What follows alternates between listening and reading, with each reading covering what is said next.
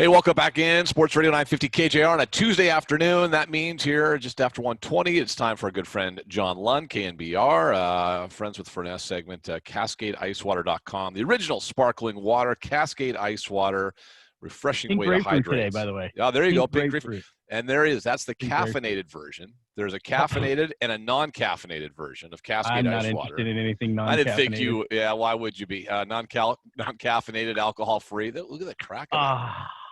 Most people are going to see people listening on the radio are going to think it's a beer, but we've got the Zoom call going too. So it is. That's I right. can confirm it is the pink grapefruit. CascadeIcewater.com. So there you go. Yes. How are you, buddy? I am great. Camps are kind of getting underway in the way that we can get them underway. Yeah. And we, just like you guys yesterday, I saw Pete Carroll spoke yesterday. Kyle Shanahan and John Lynch did in the Zoom version that they could. And we're all crossing our fingers, man. Well, I saw something. And I'm going to get to some college football later. I know it's not a huge topic down there, but I know you'll have some ideas on it, on what's going on in the Pac-12. But I saw you posted something yesterday, and it kind of hit home with me because we've been all thinking about this. My wife asked me the other day, "Hey, when does football camp? When does training camp start? When are you going to leave at 4 a.m, and do stuff?" And I said, nobody really knows because it's underway. But the part and the portions where the media can go see it, that seems to be still about 10 days away at least. And I don't know about you guys. We're going to be, we have to go through testing. Anybody that's going to go out there has to get tested for COVID. And so I'm we're doing it Thursday, by the way. We have a Giants game because we carry the Giants. Oh, nice. And so they're telling us, look, you got to get down here. In fact, Papa did it yesterday. He's the play-by-play voice of the 49ers and who I do the show with. So, yeah, they're not messing around. And what you're pointing to, too, is a year ago yesterday, we started our camp tour. Yeah. And I had a picture pop up on Instagram, and they had the Super Bowl trophy, so we took a promo, in front of it. But they put us really right next to John Lynch's office, and it's up these stairs, and it's in an air-conditioned area. And so they bring us players, and we do it. You guys do more than we do. You're more crazy than we are down here. We lose a game, they go drink wine, go to a beach, they get over it really fast. Even though they act like they don't, they do. But we'd like to win. We don't have to win. So, but we're down there for the first 2 weeks of camp. They're bringing guys by. It's tremendous. And I got reminded via Instagram yesterday that our first day down there was August 3rd, 2019. My God.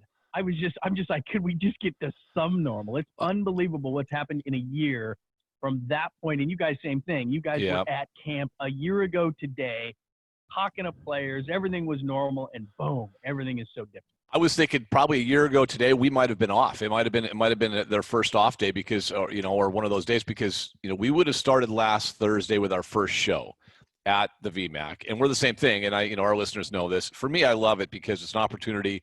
After practice, they bring a player up, and you get to know guys. And I always tried to get guys that I was pretty sure were going to make the football team, that maybe weren't the biggest names, for people to get to know. And when this, when you sit down with somebody and interview them and go face to face as opposed to on the phone, you get so much more. And I think listen, fans are funny. Like when athletes don't talk to the media, they get, well, who cares if they talk to you guys? Well, if we're being honest, most people, if you're a diehard, Seahawks fans, you're a diehard fan, you want to hear from these guys. You want to get to know them.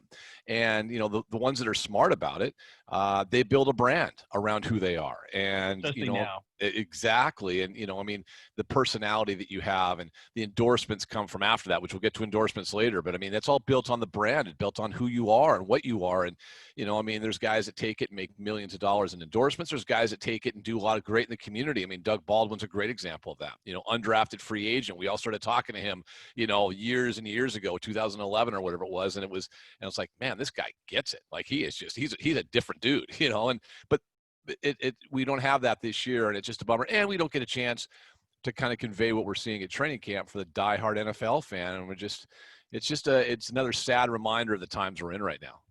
Well, I'll give you an example. On my show yesterday, we carried John Lynch and Kyle Shanahan, the Brain Trust. Richard Sherman, your buddy, is going to be on at 11:30. Jimmy Garoppolo at 12. We're carrying all that stuff live. I'll give you a quick Jimmy Garoppolo story. So the guys all come up, and generally speaking, like you said, they're all really good. And Sherman and all the personalities. George Kittle looked like Pebbles Flintstone. He had this weird hair, and you give him grief. And like you said, you just have fun with him. Yeah. Garoppolo walks in after it's hot. like 90s. It's down in Santa Clara. It's south of the city. So we're talking 90, 100-degree temperatures. He walks in, and he looks like a supermodel. Like there's a halo around him. He has the perfect tan. I got out of my chair because they were videoing this. I'm like, I'm not sitting by this guy. Are you kidding me? Like, it's ridiculous. I went to the other end. Like, the guy had been in working out for 3 hours. He looked like he was a runway model. I was like, I'm not even getting anywhere close to this guy. Anybody who watches the video stream of our discussion today, you'll see why. It's ridiculous. I have such a face for radio. I'm like, dude, sit nowhere near me. I don't want to talk to you. Doesn't Garoppolo, though, listen, man, if you're going to say what's the stereotypical quarterback, right? Like this He's is central like casting that dude. Yeah, this is the guy that, is in Friday Night Lights or whatever high school football movie, college football movie you're going to have. He's, it's the guy you hate. He's smart. He's athletic, has a ton of money. And oh, by the way, is the best looking dude in the room anytime he walks in. It's like, you know what? It's the stereotype. He is the stereotype. It's so sickening. I want to hate him so much. I do. I mean, everybody in the offseason, he missed a long throw to Emmanuel Sanders. If you don't remember the Super Bowl, why would you? They lose to Kansas City if he hits it, maybe. Did they? And so I forgot. Wait a second. What happened in that game? Okay. Yeah, shut up. And so nationally, that's the big thing is down here is the big story is him. So we'll see. But anyway, the only thing I didn't like about training camp last year was when he walked in. Proceed. Yeah, John Lund, KNBR, brought to you by Cascade Ice Water, CascadeIceWater.com. Joining us, the one he's drinking today, the pink grapefruit with the caffeinated in there, gluten-free, sugar-free, calorie-free, but it does have caffeine in it. 16-ounce cans. You can find them in your local grocery store. All right, let me flip over because we're talking about. Actually, I got to get to this. Hang on. You told us this before we went on. Are you telling me the name of the San Francisco 49ers president, which used to be a team that was owned by an Italian mafia family, right? Like basically. Which Jed York, it still is. I mean, okay. Jed York is. Okay. Yeah. What's the president's name of the team? His name's Al Guido. Guido. Nicest guy ever. Yeah, his name's Guido. Really Guido. Yeah, Al Guido. Well, of course you're going to say he's the nicest guy ever. I mean, we want to have you on next week. Maybe it's in Lund. I want to keep my job. I want to keep my job. You can't make that up. No, I mean, that's the truth. It's the truth. Good guy. You wouldn't think he wouldn't think that. You wouldn't think it based on the last name. It'd be very intimidating. But no, not at all. Our guy's Chuck Arnold. He's a Coug. He's a great guy too, but he doesn't have as cool a name as that. Doesn't have as good a name. He's a Coug. If he was a Husky, he wouldn't be a cool guy. No, but he'd have to be a cool guy because you'd like access to the team. Yeah, Even exactly. If he was a Husky, you'd have to say he was a cool guy. Yeah, exactly. All right, let's flip over. We're compensation. So, big story kind of broke over the weekend with the Pac-12 athletes. We are united, and this group. Let me take a step back because I saw somebody in the San Diego Union Tribune wrote an article today. I used a number yesterday that the average college student graduates with between $35,000 and $40,000 in debt. He pointed out the average college student in California, it's $37,500, I think, is the average amount of debt you graduate with. Huge amount of money. But I bring that up. You have a teenage son going into his senior year, right, of high school, as do I. So both George and Kiefer are heading into their senior year. College is probably on the horizon. You've been probably saving for it since day one, and you're not even. That's what I've been doing. And you're not even close to being able to pay even for the first year. Just like we were. I have a daughter just graduated a year plus ago, 14 months ago. Good for you. And now going to grad school because why not? And so what? Well, she's a teacher. She can make more money, so it's fine. It's a smart move on her part. But knowing what even with trying to do everything the right way. So I ask you this: what is a college scholarship worth? Is it worth $225,000 a year salary like these guys want? Boy, this is always such a debate about what it's worth for someone, and you're in the same boat. I generally paid my own way through college, so right. when people, my general thought is, and I think for most people, it's based on what they had to go through. To me, it's huge. So when I hear that people, it's only a scholarship. You just mentioned the money. My kid, out of state, he wants to be a broadcaster for some dumb reason, but he doesn't want to do what you and I do. He wants to be play-by-play, which is much smarter. But he wants to go to Syracuse. You know how much Syracuse costs a year? Oh. Syracuse costs about $75,000 a year. I'm trying to find somebody in New York. Could you be my friend? Could I get in-state? To me, that's a big deal. A scholarship is a massive deal. Now, Should they be able to make money off their likeness like they're doing? Should they loosen up a bunch of rules? Absolutely. I'm not saying the NCAA is right. What I'm saying is a scholarship is worth a lot of money, and it can obviously set you up for the rest of your life. And so I'm going through what you're going through and what you've already gone through, which is you're going to your kid and you're saying, look, I want to make sure that we can do everything here. I may have to get loans. I may have to put this house up. Or whatever. We'll do it, but don't downplay the fact that that's a lot of money. I think that's the thing that's been diminished in this whole thing. I mean, there's so many parts of it that are wrong at an elementary level. I mean, if it ever, it's not going to go through, but if it ever did, just for Title IX compliance, and if you had to pay certain amount, and the way it was working, they're trying to protect the walk-ons too, which is awesome. Right. That's great. Yep. That sounds good in theory. That kind of tugs at the heartstrings, right? It's like, hey, it's not just the 4- and 5-star guys.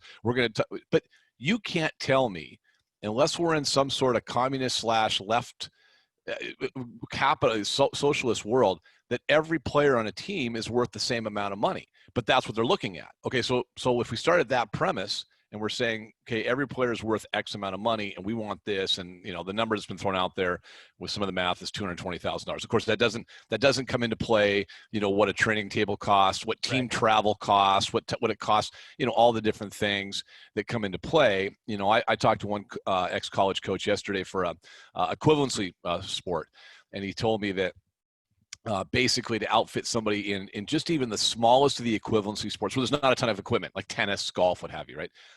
At least $80,000 a year for, just at least football, right. Far more than that. So, but the problem is like, you're going to tell me that the guy that, if you look at any college football roster, you look at Cal and Stanford right now, you're going to recognize how many names, how many of those guys make an impact, how many of those guys sell a ticket, how many of those guys actually generate revenue. Or as my friend Kevin Shockey, our producer, says, it's about the brand, it's about the logo, it's about the school. That's what sells college football, not an individual player. Well, and that's the problem. That's the difference. Look, Stanford, I think amongst high-profile universities, has the biggest story, which they've already cut 11 sports. Right. Look, if you want to have football, here's where the real. But they still have the most sports in the Pac-12. They still have more than anybody else. They do. They cut sailing, for God's sakes. Come on. Well, but the problem is this money that they get. They get. I don't remember what their endowment is. It's in the hundreds of millions of dollars, and you're cutting sports. I mean, look, this would take far longer than we have to talk with the NCAA and each university and everything. The problem becomes, if I'm a player, okay, a scholarship is a lot of money. We've established that. But we're seeing guys in the NFL learn to talk about opt-out issues and everything. And look, the college football, college basketball, if you're revenue-generating sports, these guys are getting taken advantage of. There's no doubt about it. Hopefully that's starting to turn around. But if you're an individual player, are you going to play? I mean, maybe you have to play to keep that scholarship and to stay in school, but are you going to play?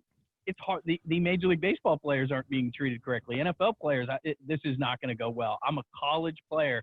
And you're in a revenue-generating sport. So did you see this morning Clemson, who gives their football coach $9 million a year, who just renovated their football stadium for $68 million, another $55 million for facilities in this year? What's that? 150 or 200 meth is not my thing. But they're saying to donors, they sent a letter out that said, look, you can't have your money back. You can't have your money back. We need your money. So you're not pulling any money back. That's Clemson. Can you imagine what's going to happen if and when football is not played? Well, that's and because revenue is not generated. You spend that money before you get it. I mean, that's the problem with it's pay it forward all the time. I mean, we got the same letter at Washington State and on a much smaller scale saying, listen, we're not going to have fans in the stands next year, so here are your options. You can roll it over to next year's season tickets. You can just donate it to the Cougar Athletic Fund, which goes directly to student athlete scholarships, which is fine. Or you can ask for it back. And I mean, most people will just say, roll it ahead, just keep it in the coffers. But now you're almost a year behind money-wise. All these athletic departments work on a razor-thin budget. I mean, they just do. I mean, Clemson football makes money. Does it? Maybe Clemson basketball does. Probably no other sport does, right? And I mean, I know years ago we were privy. This was probably 10. I've been at KJR 14 years. About 12 years ago, we were privy to some financials from Washington when they were looking at doing their stadium expansion. And I remember looking through those financials, and I was amazed because Washington, which is this behemoth school, they lost money on every program except for football and men's basketball. And men's basketball was barely making, I mean, by all Right. accounts, it was making money. I mean, they paid, you're paying your coach $1 million, but it's still, they weren't making a ton of money. That's Washington, and they have successful volleyball and softball teams that do draw people, and they're still losing money. So, I always kind of take a step back and say, listen, how many kids have an opportunity to go to school because of an athletic scholarship that wouldn't otherwise? On top of that, how many of those schools, there's a whole different topic on special admits. I mean, I think a few years ago, the number at Cal was like 93% of the football players were what they call special admits to the school. They would never get into Cal Berkeley, Right. a great school, if they were not an athlete. Stanford claims they don't do it, but I mean, listen, if you're holding this guy versus the kid from Topeka that's got a 4.5 GPA is never, let's be honest, right? So Washington, special admits. Washington State's probably not as many because it's a little easier to get in. But I mean, all these schools have special admits. How many of those opportunities would exist for somebody to take them and run with them that wouldn't exist otherwise? I think the bigger picture has to be looked at. I'll go back to a basic premise, John. I don't know what you think, but I just, in life, we all make agreements to go to work somewhere. We may not love the situation. We may not love the opportunity. I signed a contract. There's days I hate the contract. You signed a contract, probably the same thing. Every day I love it. Yeah, exactly. I can't fathom going to my employer and saying, you know what, I signed the contract, but let's just change the rules and the compensation, and I need half of what the revenue is for the radio station for a year. Come on, man. It's not how the world works. It just isn't. Plus, what you're getting is worth a ton of money. And the name, image, and likeness, I'm with you. That goes through. Those who deserve it will get paid. Those who really are just there to get a scholarship, and then they still get the same thing they had before. I think there are ways.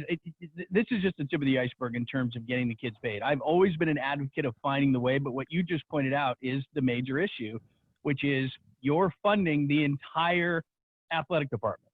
So for all the advocates who say you got to pay him, there's very few, like you said. Look, down here in the Bay Area, it's different. One of the things I admire about the Seattle area is not only are you passionate about all the professional sports, including soccer, and obviously great Seahawks fans up there. I've lived up there. But also the college and the college sports. And you can count probably on both your hands the amount of major cities that can do both. I was in Detroit. That's a pro and college town, but there's not many. Seattle is a pro and college town. This isn't. Even when Andrew Luck was here, as good as he was, wasn't happening.